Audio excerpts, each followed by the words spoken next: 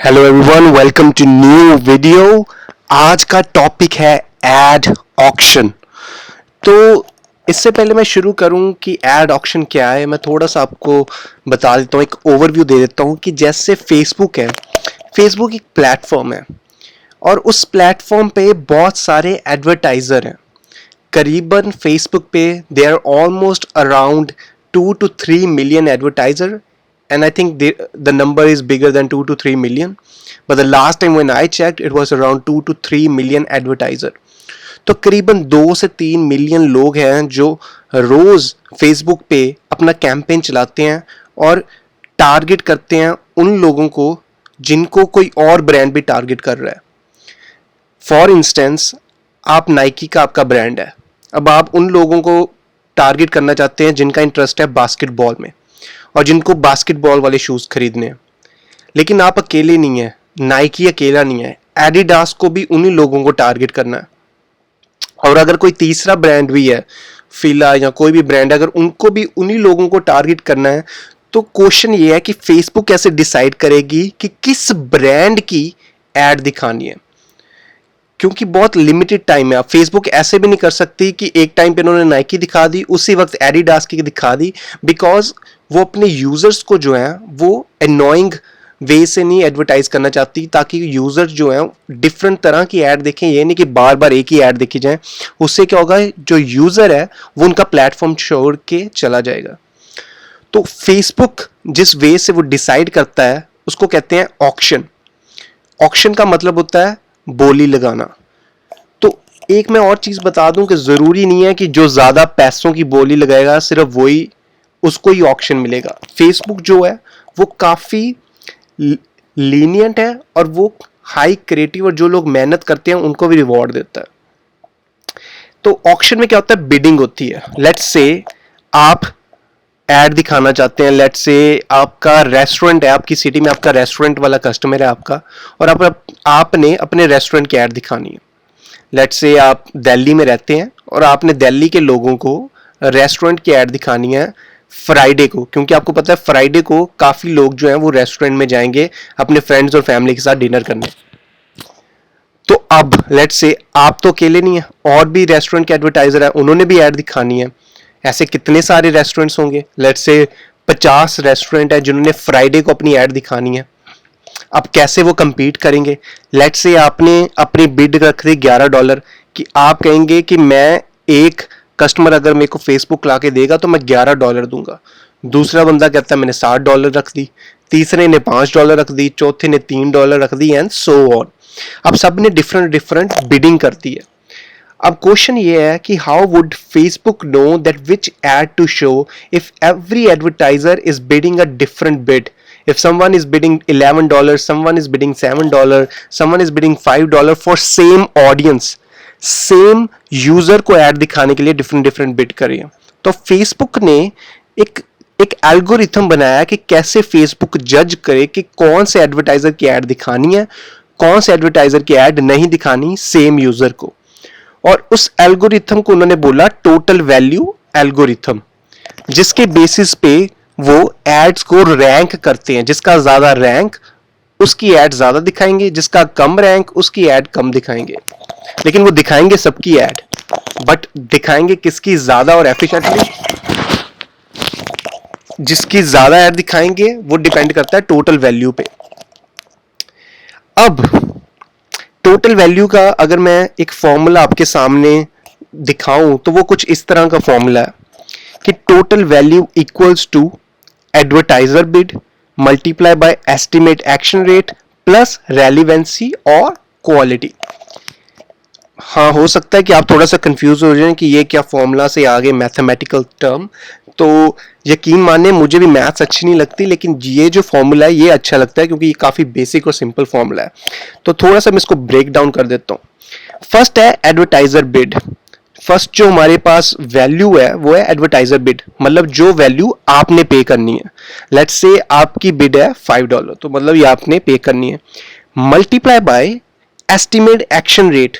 अब action rate क्या होता है? फेसबुक पे दो तरह के एक्शन है बेसिकली। अगर मैं मेन एक्शन करूं, वन है जो फर्स्ट वन है that is click through rate, कि कितने लोगों ने आपकी ऐड क्लिक की और उस पर क्लिक किया, जिसको हम CTR भी कहते हैं। और सेकंड है कन्वर्जन रेट। अब कितने लोगों ने ऐड देखी और कितने लोग कन्वर्ट हुए, मतलब कितने लोग आपके कस्टमर बने, तो वो हो गया कन्वर्जन रेट। तो क्लिक मल्टीप्लाई बाय कन्वर्जन, वो वैल्यू आ जाती है एस्टिमेट एक्शन रेट की, प्लस रेलिवेंसी। अगर आपने कभी फेसबुक की ऐड चलाई हो तो वहां पर लिखा आता है रेलिवेंसी। रेलिवेंसी का मतलब होता है कि जो ऐड आप दिखा रहे हैं अपनी ऑडियंस को, वो ऐड उस ऑडियंस से कितनी रेलिवेंट है। मतलब लेट्स से मेरा इंटरेस्ट है डिजिटल मार्केटिंग का, अगर मैं डिजिटल मार्केटिंग की ऐड अपने फीड पे देखता हूं तो इसका मतलब वो जो ऐड है वो रेलिवेंट है। तो इसका मतलब वो ऐड एकदम रेलिवेंट है, जो एडवर्टाइजर है वो बड़ी सही कैंपेन चला रहा है। और जो फेसबुक है वो रैंक देती है 1 से लेके 10 के बीच में, स्कोर देती है रेलिवेंस का। तो इसका मतलब अगर आपका स्कोर 10 है, इसका मतलब आपकी ऐड हाईली टारगेट है, आपकी ऐड जो है वो बहुत अच्छी ऐड है।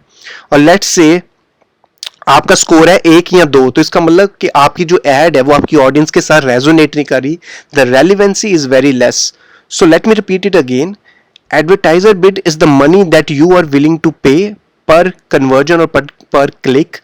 The second is estimate action rate, which is click through rate, CTR multiplied by conversion rate, plus relevancy. Relevancy is the score provided by Facebook from 1 to 10. Higher the score, higher the relevancy, lesser the score, less the relevancy. So if you have a higher score, that means if you have 10, then that means your ad is highly relevant and Facebook will gonna reward you. And the value that we get by calculating this is called total value.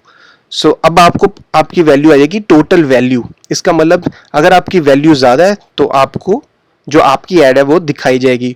तो Google नहीं, Facebook आपको rank करेगा। जैसे Google में होता है, Google में अगर आपका कीवर्ड रैंक करता है तो मतलब आपकी ज़्यादा लोग जो हैं वो आपकी तरफ आएंगे। उसी तरह फेसबुक में भी अगर आपकी टोटल वैल्यू ज़्यादा है तो आपकी ऐड ज़्यादा रैंक करेगी। Just like in Google, if you see, if your keyword is ranked high, Google will send more traffic. Likewise in Facebook, if your total value is high, your ad would be ranked higher. Let me give you an example. Let's give you a very easy example. One more thing before I proceed further is relevancy and quality not only consist of relevance score, which I said the score of 1 to 10, but also consist of likes, comments and shares. Because these are the social proof. Relevance में करीबन 1 से 10 वाला score तो वो आ जाता है, लेकिन आपके पोस्ट पे लाइक कितने आए, आपकी ऐड पे लाइक कितने आए, आपकी ऐड पे शेयर कितने आए, आपकी ऐड पे कमेंट कितने आए, वो भी बहुत मैटर करता है।